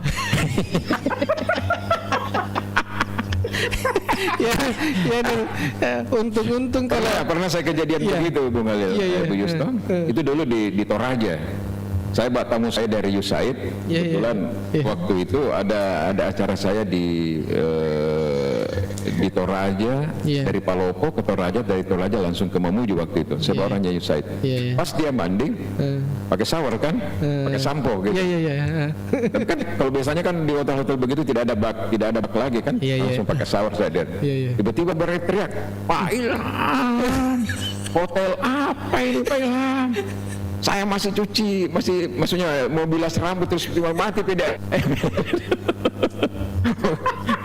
Kamu ini betul-betul gila ini bikin kegiatan, bawa ke Palopo ke Toraja lagi, Toraja ke Mamuju ini musiksa saya sampai suruh mau ikut monitor. Gara-gara mati lampu dan dia mati itu PDAM. Masuk handuk kena dulu penuh sampah. Iya. Ini ada Sarja Channel, mudah-mudahan juga menjadi perhatian ke depan untuk PDAM lebih meningkatkan pelayanan. Pokoknya pelayanan yang ditingkatkan ini jadi itu kalau pelayanan Omilo termasuk apa semua di situ kalau di PDAM? Pelayanan itu kan banyak pelayanan termasuk itu kan misalnya ketika ada kebocoran atau ada kilometernya tidak jalan berfungsi begitu ditelepon langsung berangkat orangnya kan tidak perlu menunggu waktu lama. Kemudian menyediakan loket-loket pembayaran yang mudah dijangkau atau mungkin menyediakan pembayaran sudah sistem online Kemudian ada loket untuk pengaduan sehingga ketika ada problemnya orang dia bisa mengadukan. Nah, lebih bagus lagi jangan lagi pakai manual konvensional tapi sudah harus melalui online misalnya. Karena terkadang juga orang mau komplain, oh tiba-tiba saya hari ini tidak ada perubahan apa-apa dalam pembangkaian debit air, tiba-tiba mahal yang harus saya bayar. Biasa terjadi, padahal terjadi kebocoran dan kebocoran itu terjadi masuk di kilometer. Akhirnya banyak yang dibayar, banyak kaget kan yang seperti itu kembali. Saya pernah melakukan hal-hal yang seperti itu. Nah biasanya PDAM memberikan kebijakan misalnya bayar sampai 2 kali 3 kali seperti itu kalau ada komunikasi.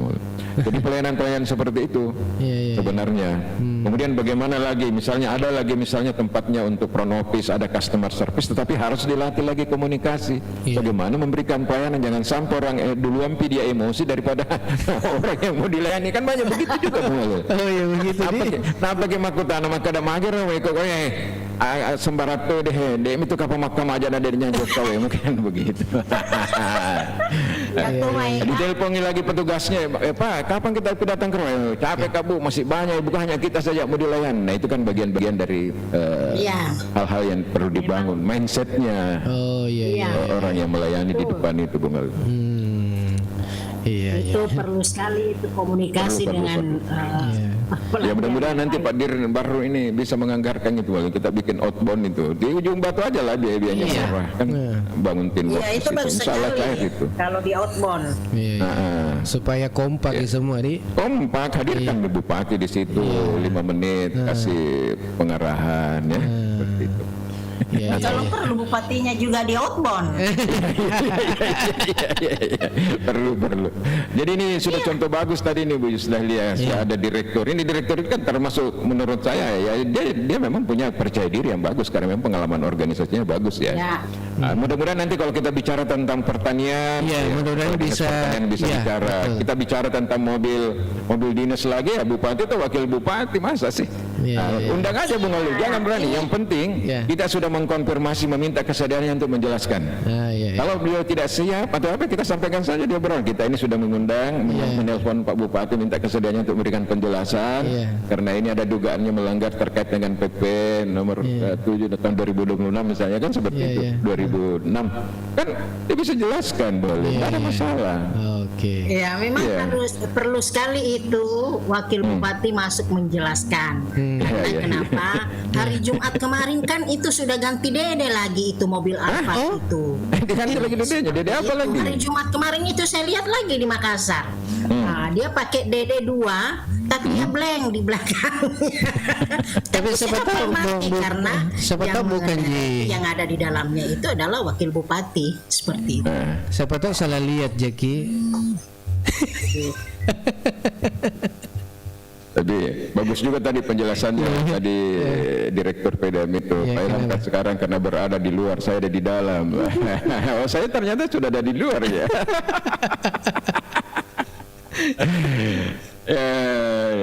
Jadi nanti kalau kita berbicara civil society, kita undang misalnya akademisi. Kita undang misalnya teman-teman dari HMI, anak-anak dari PMI, kemudian ormas KNP, kan enak kalau rame-rame kita bicara di sini terkait yang itu. Cuma memang saya lihat di sini fenomena kita ini Bung Alil, selama di obrolan ini lebih banyak yang mendengar di luar daripada yang masuk. Yakin itu, karena hampir suara-suara kita kan didengar kalau kita ada obrolan begini. Jadi banyak monitor di luar daripada masuk. Padahal tidak ada masalah sebenarnya, masuk aja kan. Bagaimana Bu Yus ya? Iya, jadi ini waktu sudah menunjukkan pukul 8:40 ini. Jadi bagaimana? Ini rencana besok ini kita ngobrol apa lagi nih? Kita kan ini masih ada program agenda ke depan ini terkait dengan bagaimana peran civil society ya, antara idealisme dan pragmatisme. Setelah saya mengamati beberapa lama setelah saya kembali ke Baru setelah di Makassar, saya melihat bahwa idealisme kelompok civil society kita itu masih lemah. Padahal fungsinya sangat strategis setelah legislatif ya, maka civil society mestinya lebih strategis dalam memberikan kontrol terhadap legislatif, eksekutif bahkan ke yudikatif. Kita ingat peristiwa 98 ketika terjadi reformasi itu kan terjadinya people power itu karena ada terkonsolidasi itu civil society, mulai dari LSM, akademisi, mahasiswa, ormas-ormas semuanya satu kata dan satu program aksi. Nah ini yang kita ingin bangun di Baru ini, bahwa jangan biarkan daerah kita ini menjadi di luar daripada rel yang kita inginkan hanya karena kita banyak diam, Bung Alil. Kita harus memberikan kontrol, tetapi kontrol kita adalah kontrol yang positif. Nah kalau memang kita sudah lakukan upaya-upaya dialog lalu tidak ada hasilnya, ya mungkin bisa saja program aksi, misalnya RDP dengan DPR dan sebagainya. Ini kan banyak saudara-saudara kita juga yang di luar ini yang tiba-tiba misalnya di beberapa pasar itu ya masa jabatannya misalnya masih ada 1 tahun diganti. Belum lagi orang yang terdaftar tadinya di apa itu program yang pegawai itu K3 apa namanya itu ya? P3K. P3K tiba-tiba hilang diganti misalnya. Nah, ini yang seperti ini nanti kita ajak. 63 orang ya? 63 orang. Iya. Apa itu? Nah, itu nanti kan bisa kita ajak bergabung semuanya, lalu kita bersama-sama ke DPR untuk lakukan RDP apa sebenarnya yang terjadi ini. Dan kalau ada data bahwa diganti karena ada permainan-permainan, ada game-game yang sekarang ini, itu kan kita bisa advokasi, Bung Alil. Ada saya dengar juga itu katanya. Bisa bicara. Ada dirumahkan apa katanya yang ini Satpol PP. Iya. Kalau itu Satpol PP itu tidak ada masalah karena tidak masukkan database. Yang masalah itu yang masuk database itu diganti dengan orang lain. Itu yang harus diadvokasi sebenarnya. Iya. Dan itu sudah selain kita perlu sampaikan juga kepada seluruh pemirsa ya, nanti di share setelah kita on air ada off air itu adalah bagaimana tanggal 20 Mei ini mungkin kita butuh waktu beberapa hari, 1 sampai 2 hari barangkali untuk melakukan itu tadi refleksi kinerja 100 hari Bupati dan Wakil Bupati di Baru. Milo, kita sapa dulu nih Ibu Yus, ini ada Angga Musaja, siapa tahu ada mau berkomen ini terkait dengan PDAM. Iya. Halo, assalamualaikum. Angga Musaja mana Mi? Ini pasti kita tahu Jin orangnya Om Milo. Saya tidak tahu apa ini. Ya, dari Tanetri aja ini. Oh iya, dari Tanetri aja. Di Lompok Tengah. Oh, Lompok Tengah ya. Iya, Pak Harudin. Oh, Pak Harudin. Iya. Teman tak waktu masih di JK. Oh iya. Oh iya, bagus. Kenapa dia baru masuk? Iya, halo. Iya. Pak Angga Musaja ini. Halo. Oke. Iya, barangkali belum siap mungkin Bung Halil. Iya. Pak Harudin ini saya sama-sama dulu di proyeknya JK ya untuk sanitasi ya, di proyek kesehatan hampir 5 tahun saya sama-sama, dia di Tanetri aja, saya malu setasi. Oh gitu dia. Iya seperti itu. Halo. Dan ini sebenarnya kita sudah mengundang ini teman-teman yang lain, karena ternyata juga obrolan pagi ini kan sudah banyak ditahu. Buktinya tadi Om Mali ketika telepon minta kesediaannya Direktur PDN kan dia langsung sudah tangkap, oh obrolan pagi ya, oke ya. Ini pelan-pelan. Seperti itu. Pelan-pelan. Semua berproses semuanya. Iya. Ada beberapa juga itu kalau pelanggan PDAM juga yang sempat disampaikan itu bilang itu persoalan kan tinggalnya di contoh di sini di Alapang ini di daerah Cerowali kan ada di situ sumber air juga diambil PDAM di daerah Cerowali tapi yang dikonsumsi dari Wasai. Iya, jadi kan ini juga bilang anu tak tome ya anu lo inu to kada pole Alapang tapi pole WC ya laki ya mungkin karena pipanya pipa induknya mungkin. Jadi PDAM ini sebenarnya memang kenapa saya tidak dulu selalu ada upaya-upaya mendorong saya ke situ, saya tidak pernah tertarik sebenarnya karena itu tadi PDAM itu kan setelah saya melihat ini di Makassar di mana banyak yang justru dirumahkan setelah menjadi direktur atau menjadi orang penting di PDAM, terutama Makassar ini kan banyak sekali sudah banyak korbannya Bu Yus ya. Ya sudah banyak sekali bahannya begitu ganti-ganti direksi. Iya, ini ada muka desain. Iya. Ini ngomong-ngomong soal PDAM. Kapan PDAM bisa masuk di lingkungan Jalange, Kelurahan Malawa, Kecamatan Malusek Tasik? Boleh PDAM ini. Kata ini dari Moka Desain ini. Kapan terlambat masuk ini? Terlambat masuk komen. Mestinya tadi pada saat ada Pak Dir. Iya. Nanti Ya, bisa. tapi pada prinsipnya memang sebenarnya semua apakah debit air yang ada memang di Wisa ini sebagai sumber utama? Karena tadinya kan Wesai, batu besi Buyus masih berfungsi juga kan? Masih iya, berfungsi. Wesai, batu besi, kemudian ada tadi beberapa daerah. Sebenarnya ada kemarin program besar itu, kalau saya tidak salah di Malusetasi juga ada sumber air, tapi saya tidak tahu jalan, sudah jalan atau tidak itu. Banyak pipa-pipa induk besar di sana tapi belum. Saya tidak tahu sudah berfungsi atau tidak. Mestinya sebenarnya kalau di sisi kita berbicara tentang pelayanan air bersih, mestinya PDM sudah masuk semua di semua wilayah. Iya. Masyarakat di sini krisis air bersih, Pak. Ya. Oh, Pansimas yang ada yang di sana. Pansimas. Iya. Tapi Pansimasnya juga tidak efektif. Iya, tidak efektif. Ya, mestinya PDAM menjangkau itu. Nah, disitulah tadi saya katakan, Bung Alil, bahwa sama dengan yang disampaikan tadi Bu Yus, sama juga sebenarnya dengan rumah sakit, PDAM dan sebagainya. Ini kan pelayanan publik yang dasar bagi manusia, kesehatan, kemudian ini kan termasuk air, ini kan paling dasar. Orang mau apa kalau tidak ada air bersih, kan ujung-ujungnya tidak sehat juga, Bung Alil. Iya, iya. Jadi tidak ada salahnya sebenarnya di sini pemerintah tetap memberikan subsidi, Bung Alil. Dengan catatan bisa misalnya pinjaman kah, penyertaan kah, ini semuanya bisa, Bung Alil. Kan ini pelayanan sebenarnya. Jadi kalau terlalu dipaksakan dia untuk dia profit misalnya, Bung Alil, sementara harus diakui bahwa masih banyak hal-hal yang harus dia lakukan yang memang mengeluarkan biaya ya. Dilematis juga. Seperti dikatakan Bu saya dilematis juga, Bung Ali.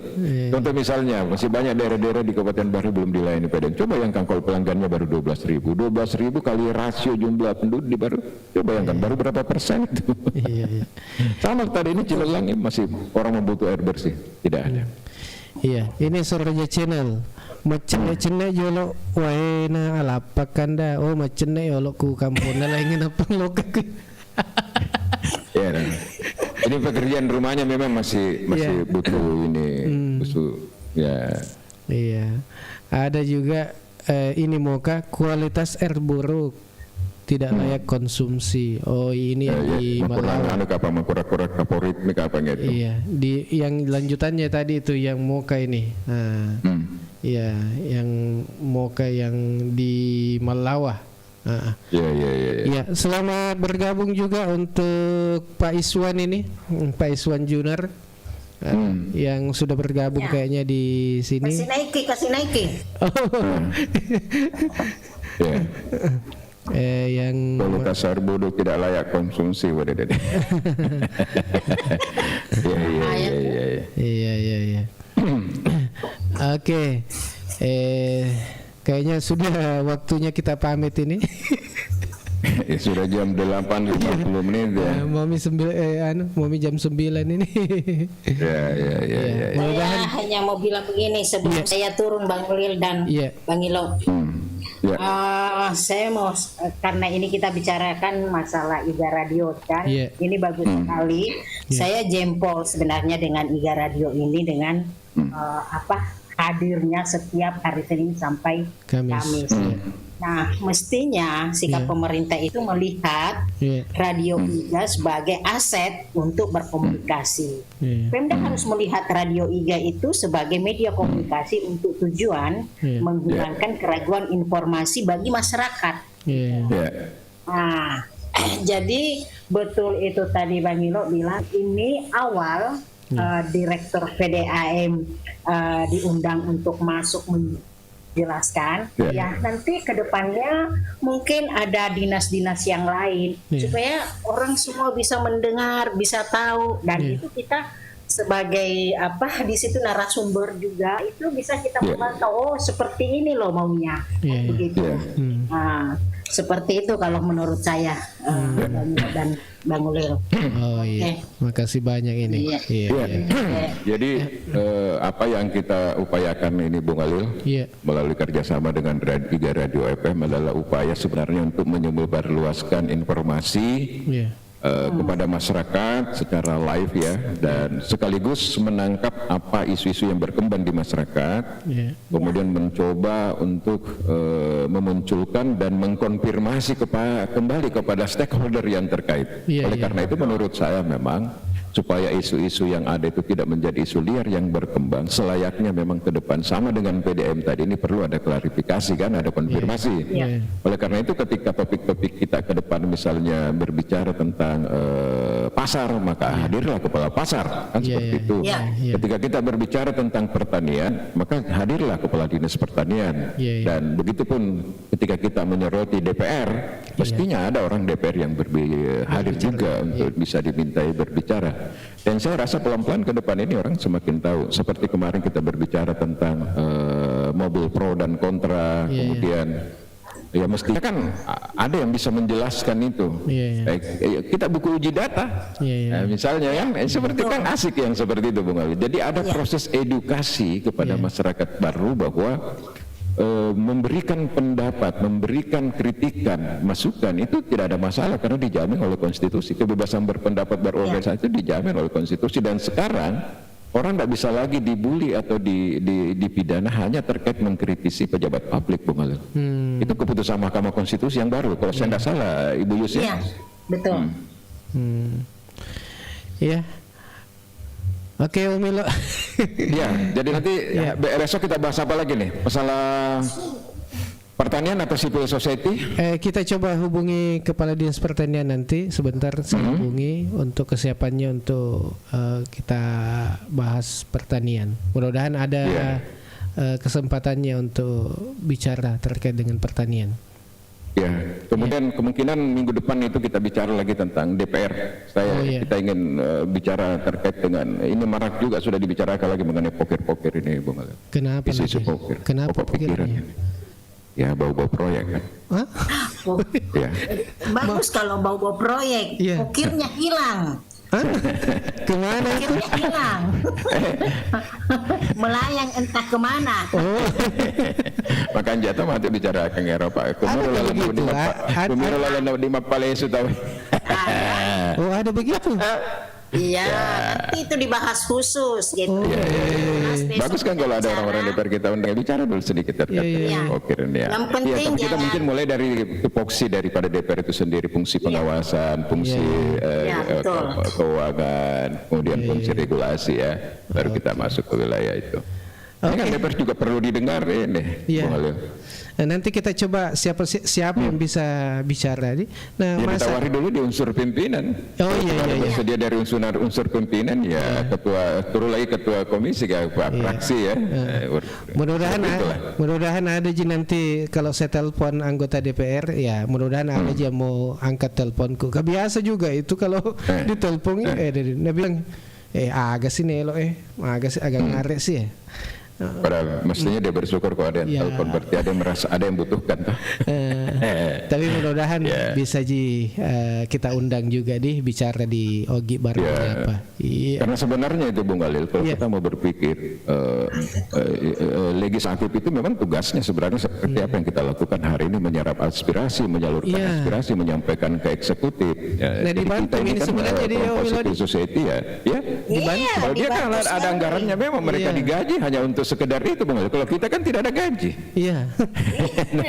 Kita saja tidak digaji tetapi punya kepedulian, apalagi mereka digaji ya. Cuma memang persoalannya kalau mau menekan itu memang agak berat juga, terkadang diserba dilematis. Di sisi lain misalnya dia menjadi trompetnya rakyat, di lain sisi dia ada kebijakan partai dan ada konflik of interest juga karena dia harus dekat juga sama eksekutif. Nah disitulah kita ingin lihat idealismenya orang seperti apa ketika duduk di DPR sebagai perwakilan rakyat. Apakah dia perwakilan partai atau perwakilan diri sendiri atau seperti apa? Menarik untuk minggu depan itu kita bahas itu Bung Ali. Nah kita undang juga misalnya Andi Herudin, mantan wakil ketua DPR, kalau dia mau bergabung kalau lebih seru lagi. Om Milo, mungkin ada kesimpulan pagi ini kita akan sampaikan terkait dengan PDAM yang kita bicarakan pagi ini. Silakan.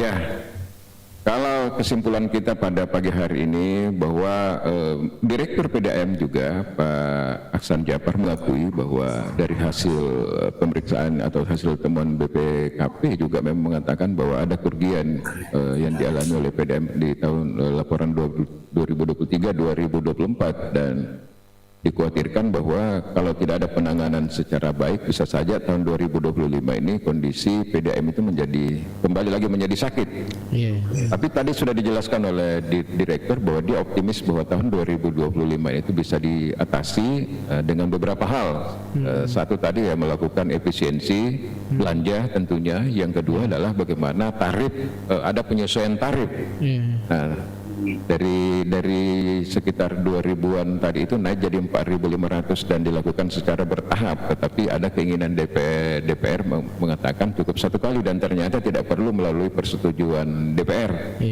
Saya bacakan di sini Bung Khalil skema rencana kenaikan tarif PDAM itu dari 2.100 naik menjadi 4.500 dan dilakukan secara 3 tahap. Pertama itu 2.600, kemudian tahap kedua 3.600, kemudian tahap ketiga dinaikkan lagi 900 menjadi 4.500. Nah, kalau 3 tahap ini tidak jalan berarti dari 2.100 naik langsung 4.500, berarti kenaikannya lumayan juga itu Bung Khalil itu. Kayak hampir dua kali lipat di.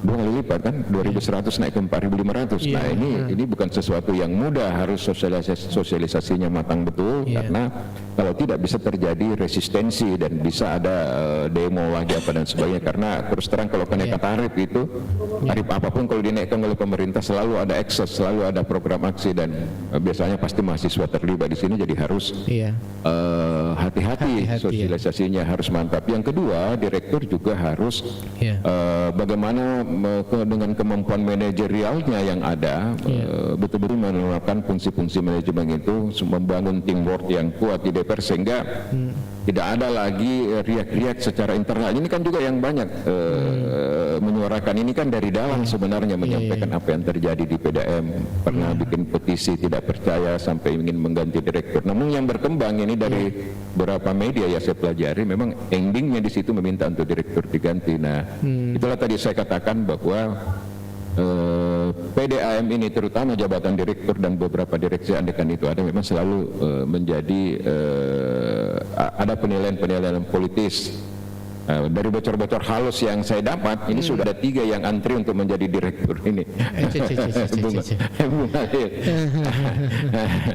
Jadi ya tidak bisa juga dipisahkan. Kenapa tiba-tiba ini lagi menjadi marak dibicarakan? Bisa jadi ya memang ada wacana karena itu. Tapi dijawab tadi oleh direktur bahwa kalau prinsip saya adalah tergantung regulasi, karena ada regulasi juga yang mengatur. Tapi kalau kita berbicara sama dengan saya misalnya di Dewas Rumah Sakit, ya ada juga regulasi yang mengatur, ada SK dan sebagainya. Tapi kan tetap diambil keputusan. Ya oke lah, kita lihat saja nanti seperti apa perjalanannya. Tapi kalau prediksi saya ini ada gangguan Bung Ali. Gangguan agak sih. Naruh masyarakat politik. Oke. Itu saja Melody. Ya, jadi saja. Jadi kita ini hanya melihat saja bagaimana ke depannya dan tetap kita balance seimbang ya antara kritis dengan input-input yang masukan. Dan hari ini kita merasa bersyukur juga karena ada beberapa yang kita obrolkan, Bung Alil, Kayus, yang itu sudah mulai pelan-pelan dikerjakan seperti Car Free Day misalnya, bagaimanapun si alung-alung itu bisa memberikan multiplier efek ke banyak pihak, itu sudah mulai. Kemudian pasar material mulai ditata. Saya dengar pasar material lagi ini nanti sudah mulai lagi ada koperasi yang akan mau masuk untuk menangani retribusi yang masuk itu mau dibuat lebih profesional. Begitu. Cuma nanti kita perlu kaji, kita perlu ingatkan kembali, jangan sampai dibuat profesional akhirnya orang malas lagi masuk ke pasar, akhirnya menjadi sepi juga. Harus hati-hati karena kalau membuat regulasi itu harus kita analisis dengan baik. Ada namanya dulu saya pernah kerjasama dengan Bank Dunia ya, ada program namanya itu RIA, Regulatory Impact Assessment. Biasa Kak Yus kali dengar itu. Nah, regulatory impact, semua regulasi yang kita mau itu kita lihat dulu apa manfaatnya, cost and benefitnya harus dihitung. Manfaat apa yang didapatkan oleh pemerintah, manfaat apa yang didapatkan oleh masyarakat, manfaat apa yang didapatkan oleh swasta, itu harus dihitung. Kalau merugikan ke semuanya, tidak usah dilakukan. Tidak usah. Contoh misalnya, kita tetapkan retribusi mobil masuk pasar 5.000. Setelah ditanya semuanya stakeholder TG, kok 5.000 pakai ini berat misalnya, orang pasar pasti menolak, masyarakat juga menolak. Pemerintah dapat untung tapi masyarakat tidak dapat, tidak usah. Apa artinya regulasi dibuat hanya menentukan? Seperti itu salah satu contoh Bung Alil. Seperti itu. Oke. kayaknya kita sudah di akhir acara ini dan terima kasih nih. Dari tadi sudah kita mau nih. Belum sarapan kayaknya nih. Tidak seandainya ada kiriman sarapan ini dia. Iya, tidak ada. Iya. Jadi terima kasih banyak atas kebersamaan. Terakhir juga saya ingin bicara tadi terkait itu dunia olahraga tadi. Oh iya. Cabang-cabang olahraga dan KONI juga mungkin kita bahas ke depan. Iya. Dominasi ASN di kepengurusan cabang olahraga di Baru. Iya,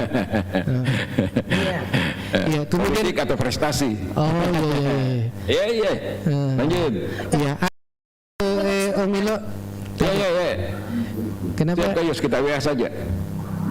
Oh iya. Ada juga itu Om Milo kabar ini. Itu Apa katanya yang guru mengaji apa belum diterima anunya di insentifnya. Mesa ni tamat masuk neraka tu perina wajah tu tena buat pengajian. Dia tu kasih tu nasiaga wajah ni wasegi apa perlu talang je lorong. Itu juga. Itu guru mengaji kasih mereka ni cemo ni matoa ni kasih maga ni kasih welo ni nalangap ko ni rodo ya. Iya. Jadi kita nanti coba hubungi nanti Kabak Kesra, mudah-mudahan dia juga bisa berbicara di sini. Dan saya lihat tadi ada di sini ada ngintip iya. Mega jadi itu cocok. Atau ya masih sekitar bicara ke makanya. Iya. Itu juga yang perlu kita bicarakan itu Bung Alil. Iya. Fungsi masjid. Oh iya, fungsi masjid. Mega masih Iya. Mak datuk juta kasna. Tapi mega beneran kasih kasih asih. Iya. Engkau lalu biasa santing ni agak masuk ke saya. Itu fungsi masjid itu selain fungsi ibadah, fungsi sosialnya juga harus ada. Di Rasulullah kan dulu begitu Bung Ali. Iya. Pasti sekut nah. Iya. Masa ratusan juta? Makanya kenapa Gus? Sama ada salah satu masjid di Jogja itu. Iya. Setiap minggu itu tidak diumumkan bahwa kasnya sekian. Iya. Tapi kasnya itu kosong, nol. Oh iya. Bagus. Iya. Jadi bangga kita mak datuk juta tapi sengir masuk datuk juta capu pembangunan memang tu. Iya. Aduh, padahal ada mereka kasih pak baluk korset dia bisa dibantu. Ada barangkali orang singgah musafir dikasih makan. Kayak begitu Bung Ali. Dan saya setuju. Nanti kita undang Prof. Pak Kamarudin Hasan untuk bicara terkait itu karena dia punya konsep seperti itu Bung Ali. Oke, makasih banyak. Sekali lagi, terima kasih banyak atas kebersamaan tak. Iya, Ibu Yus, makasih. Iya. Sama-sama. Iya.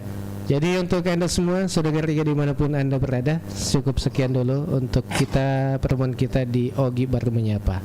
Saya Alil bersama Bang Ilo, Ibu Yus, mohon pamit. Wassalamualaikum warahmatullahi wabarakatuh. Waalaikumsalam warahmatullahi wabarakatuh.